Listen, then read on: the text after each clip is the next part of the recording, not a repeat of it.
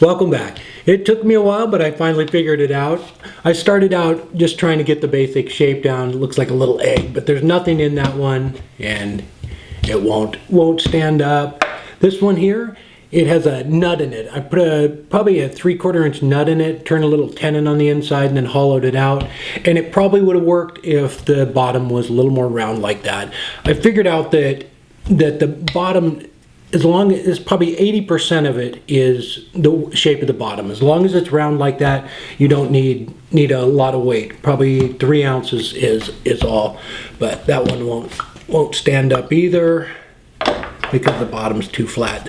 This one here has a 6 ounce weight in it, and it still won't stand up. So it wouldn't stand up earlier.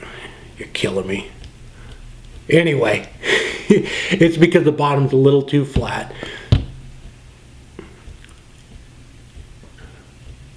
I'm going to destroy that later. Anyway, this one here, I made a little box. It has probably maybe 3 ounces at the very most. I took some of the rope lead and made a little tenon in there, wrapped it around it, and put the plug in so it was nice and clean on the inside. And if the lid's on, it won't stand up, but you take the lid off and it stands up just fine. And even though the bottom's flat on it. So if they're round like this, that's the key right there. And this one here I cut one of the lead weight in half, and it's so that's about 3 ounces, and these are 6 ounces. This one here has a 6 ounce one in it too. It's pretty heavy, but it's not going to stay down either, but I don't think it needs that much weight. So let's go ahead and get started. I did this one first here, or this is the one I did in the video. I'll show you. It's basically the same process on all of them, except you don't need that much weight as long as you round over the bottom on it. Let's go ahead and get started. The wood shop is sponsored by Robust Lathe, Easy Wood Tools, and Chefware Kits. I'm going to make the plug for the bottom first. That way, once I get it hollowed out, I can just glue this in and finish the piece, and I don't have to go back and forth. I'm starting out with a round carbide cutter here, and I'm just dishing this out a little bit to center the weight on it and bring it down as close to the bottom as possible. You don't need this much weight, but even if you're going to cut it in half, you still want that weight centered on it. It'll work out better. And I'm using an 1.5" Forstner bit to take out the majority of the material. So I'm just oversizing this plug a little bit, and when I'm hollowing it out, I'll just adjust for that. For the body, I'm going to start out with a 6.5 by 3.5 inch piece, but this can be varied however you want. I'm just using a roughing gouge to bring it down and true it up.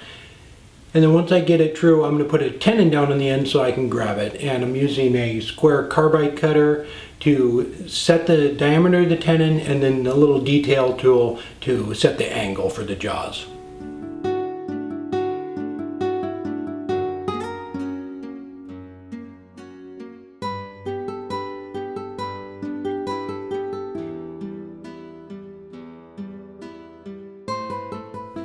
I'm going to start shaping the piece now, and I'm going to use a skew chisel to do that.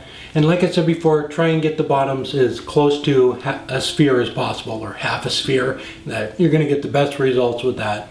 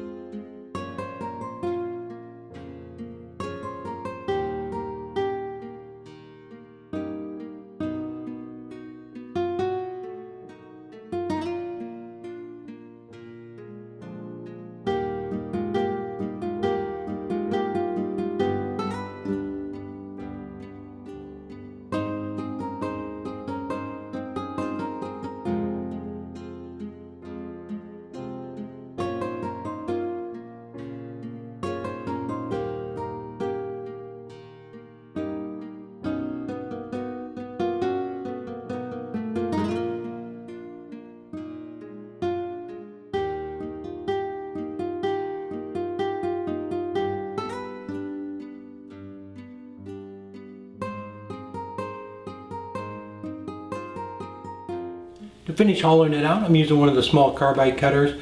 I want to try and get the wall thickness as close to even as I can, so I'm checking it with the calipers and the depth gauge too. I want to get right up in there on the top of it.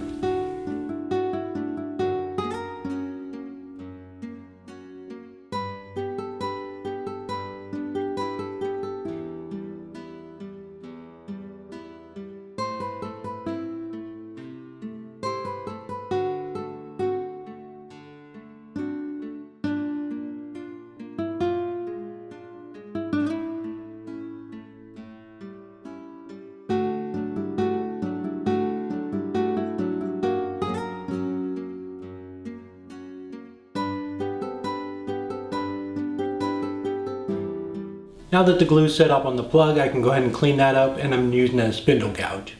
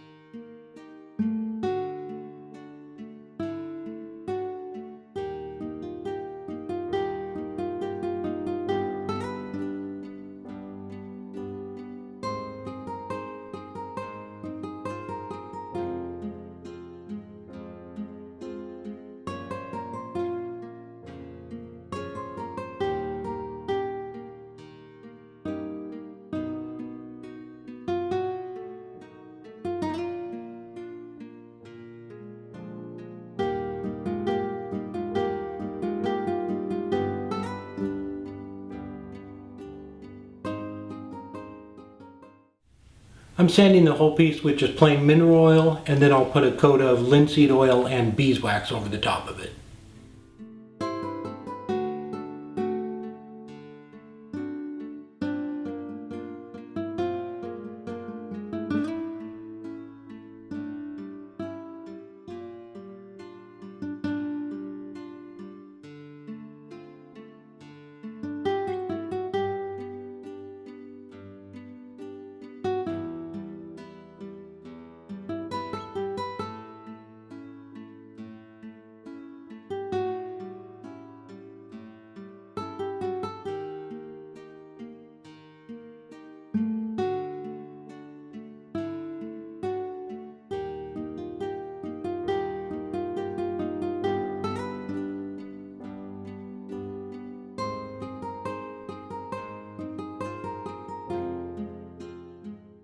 To finish up the top, I'm going to put it in the vacuum chuck and just sand up that little nub there, and I'll be done.